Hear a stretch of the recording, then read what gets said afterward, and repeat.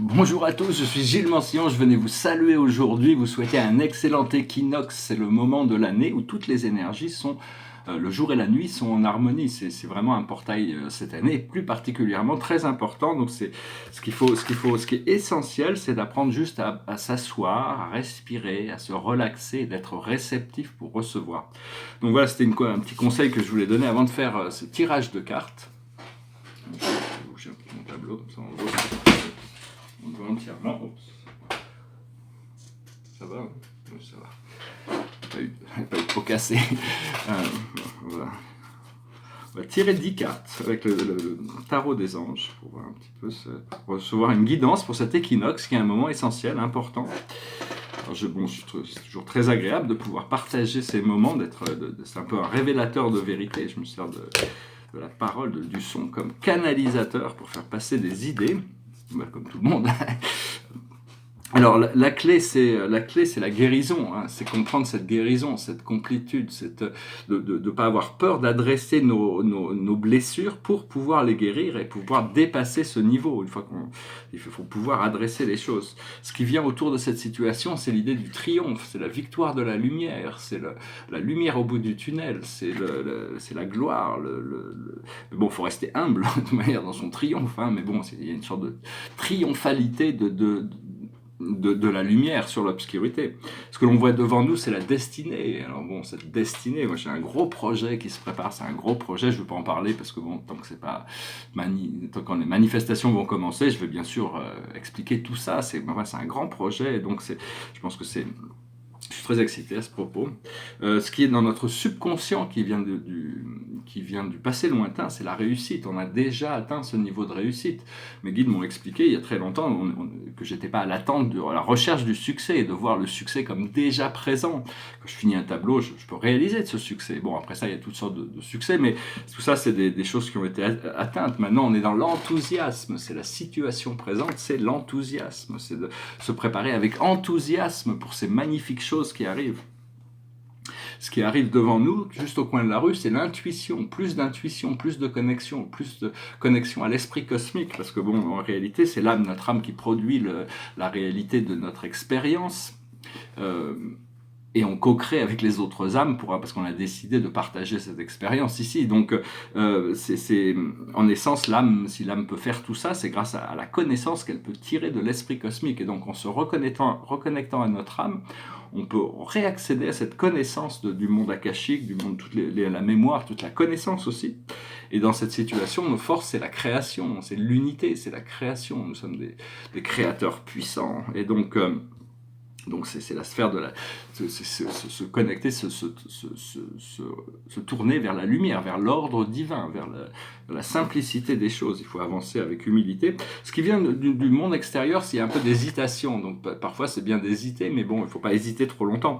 Bon, après ça, c'est ce qui vient du monde extérieur. C'est une réflexion, le monde extérieur hésite encore. Mais ils vont forcément y arriver, hein. Je continue, je vais discuter de certaines idées.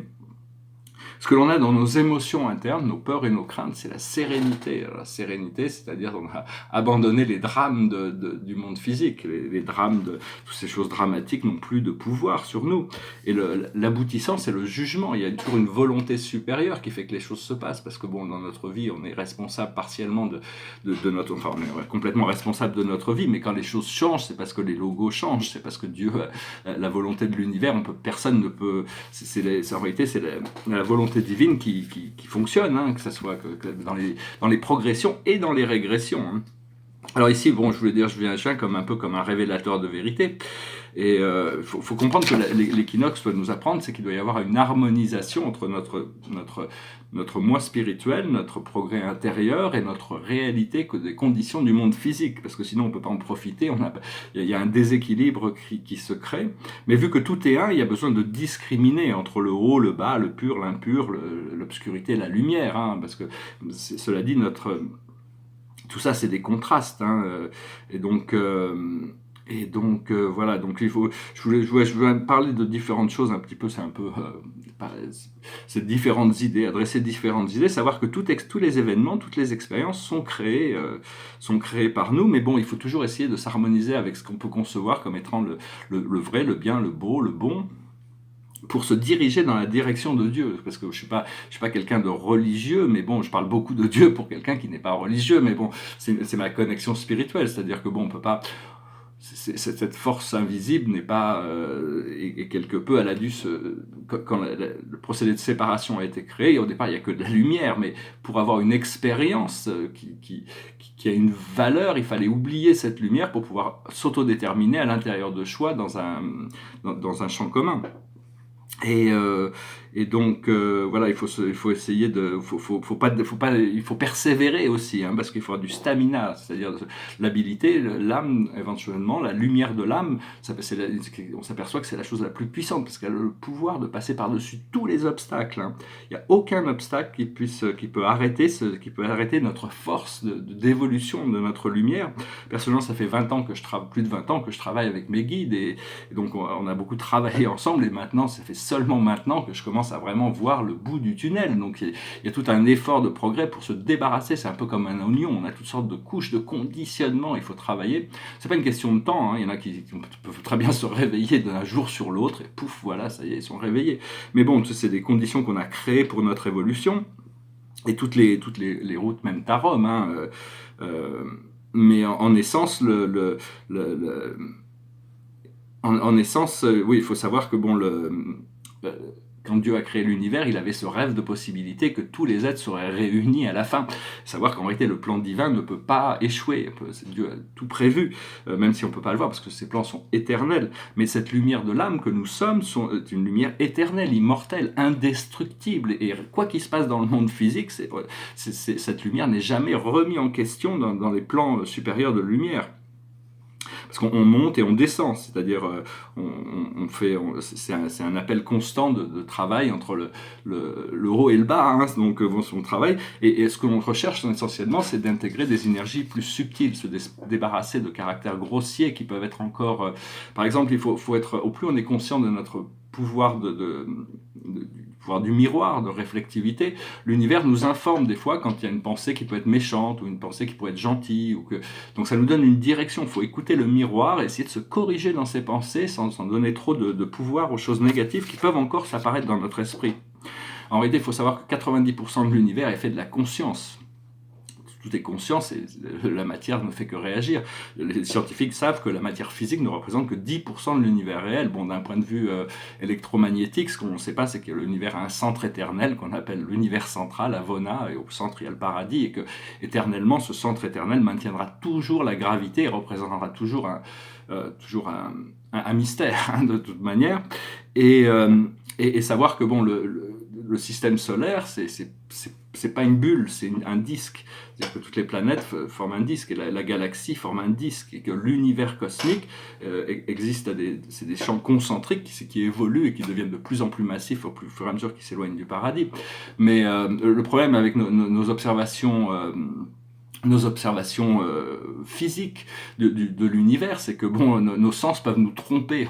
Vu qu'on ne connaît pas la nature de la lumière, il peut y avoir toutes sortes de choses qui peuvent déformer ou créer des illusions par rapport à ce que l'on peut croire.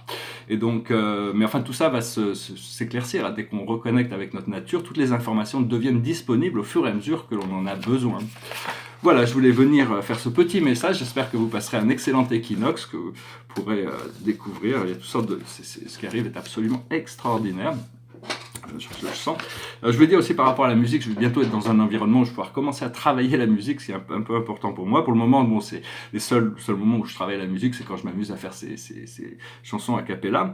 Il y a deux chansons là qui me passaient par la tête. Une, c'est de Iggy Pop, ça s'appelle Sea of Love, l'océan d'amour, et l'autre, c'est une chanson des Rolling Stones qui s'appelle Like a Rainbow. Mais bon, je me sens pas... J'ai croisé aussi un artiste là-haut qui est venu il va peut-être m'aider avec ma musique. C'était un grand musicien, et quand j'étais adolescent, c'était mon musicien préféré, c'était Frank Zappa.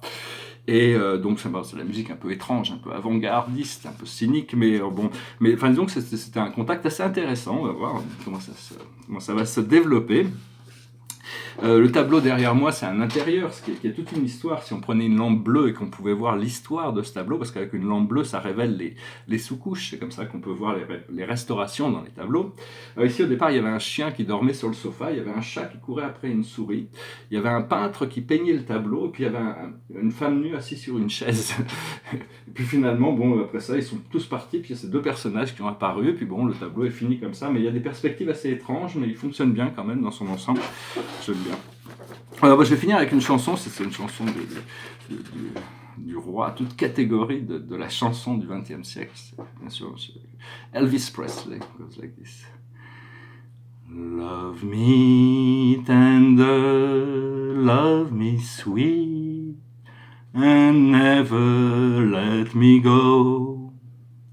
You have made my life complete, and I love you so. Love me tender, love me true, all my dreams fulfill. For my darling, I love you, and I always will.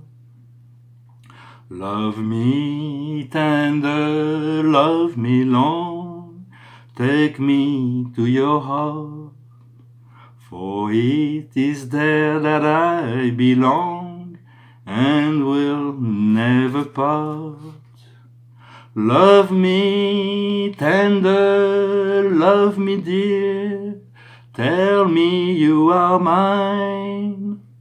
I'll be yours throughout the years, till the end of time.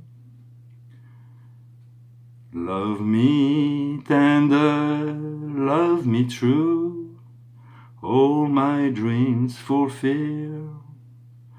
Oh my darling, I love you, and I always will. Voilà, je vous remercie, je vous souhaite une excellente journée, et puis je vous dis à bientôt. Namasté.